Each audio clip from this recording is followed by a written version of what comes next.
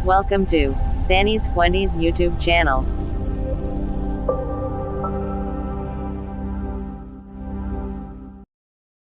Magandang araw. Welcome sa aking channel. Kung bago ka pa lang, mag-subscribe ka na para updated ka sa next videos ko.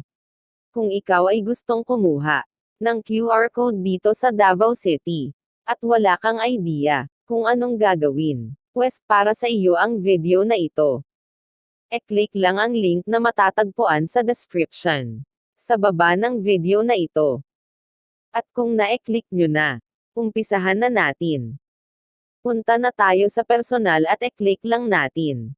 At maglalabas ito ng mga requirements para sa application mo. Handa mo lang lahat bago ka mag-umpisang mag-fill up. At kung ready na ang lahat, e-click lang ang I'm ready. At umpisahan mo nang mag-fill up. At kung ikaw naman ay nakatira sa Davao City, e-click mo ang resident at given na yung 4 na lines. Diretso ka na sa barangay.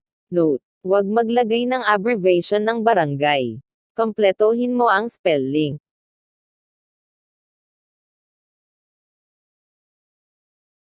At kung tapos ka nang mag-fill up, e-click mo na ang next button. At dahil nakahanda na ang mga kakailanganin mo, umpisahan mo nang mag-upload. Note: kailangan magtugma iyong mga picture na hinihingi. At kung tapos ka nang mag-upload, e-click or e-check ang mga sumusunod. May personal information. At ang I'm not a robot. Then e-click mo ang review. At e-review ang lahat ng information. At kung tama naman, e-click na ang All Correct button. Ihanda ang phone mo, at e-click ang Send OTP Now. At hintayin ang one-time password or OTP na e-send sa iyo for verification. At e-type ang 6 na digit na galing sa phone mo.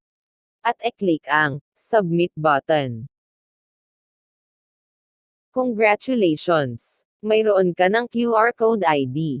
At mamili ka kung papaano mo e-download ito. At e-print ito at e-laminate agad. Thank you for watching. I hope you enjoy and like this video.